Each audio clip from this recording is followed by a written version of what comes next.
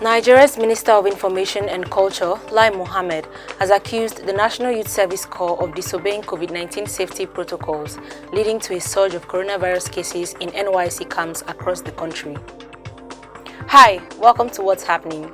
These are the top 10 stories now.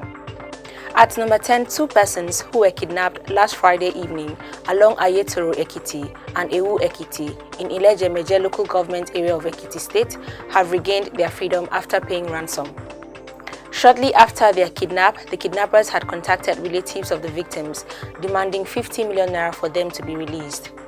A friend of the victims, identified as Olusegun Erinle, confirmed their release but declined to disclose the amount paid. It was gathered that the kidnappers released the two victims on Tuesday night at about 7:50 p.m. in Ikun Ekiti, Mobile local government area. Their release was also confirmed by the police spokesman in Ekiti, Sunday Abutu. At number 9, Nigeria has recorded 610 new coronavirus infections, the second highest daily figure in 6 months. The update was shared on the Facebook page of the Nigeria Center for Disease Control on Tuesday night. 2 deaths were also recorded from the disease within the last 24 hours. Recall that barely a week ago, Nigeria recorded 747 infections from the virus, the highest daily figure reported since February. The NCDC said the new infection figure has raised Nigeria's total number of cases since the index case to 179,118 and the fatality toll to 2,194. Tuesday's infections were recorded in 12 states and the Federal Capital Territory. At number 8, the bandits who kidnapped the Commissioner of Information and Strategy in Niger State, Mohammed, have reportedly contacted the family members to demand the sum of 500 million naira as ransom for his release. Recall that the commissioner was abducted from his home in Babatunga in Tafa local government area of the state on Sunday.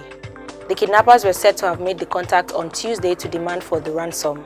Meanwhile, it was gathered that the state government held an emergency security meeting presided over by the Deputy Governor, Ahmed Ketso, to strategize on the immediate release of the commissioner and others still in the hands of the kidnappers in the state.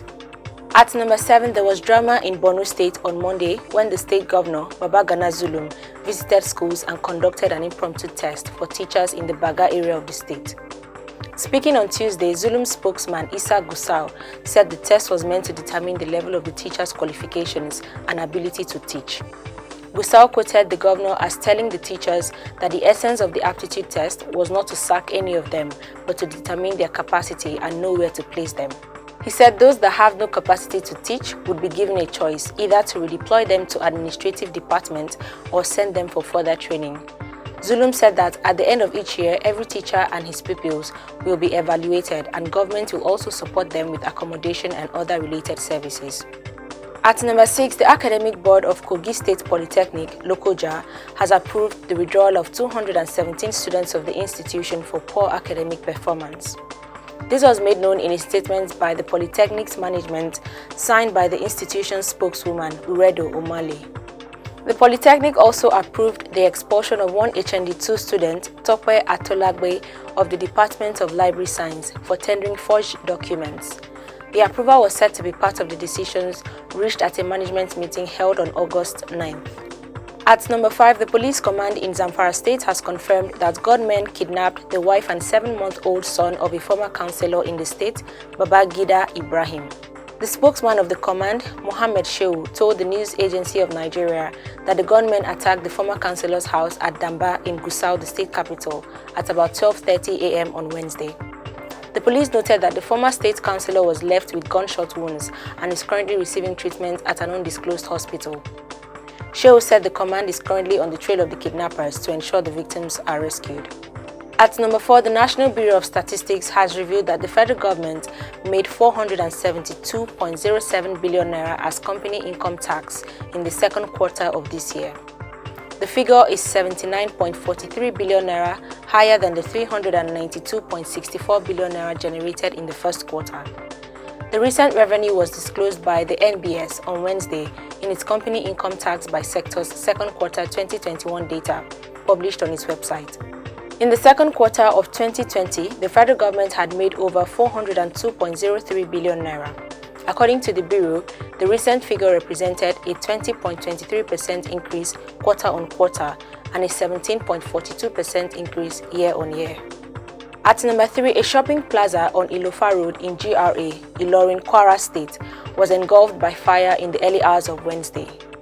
Confirming the incident, the director of the state's fire service, Falade Olumuyiwa, said the fire began at about 1 a.m. and destroyed valuables worth millions of naira.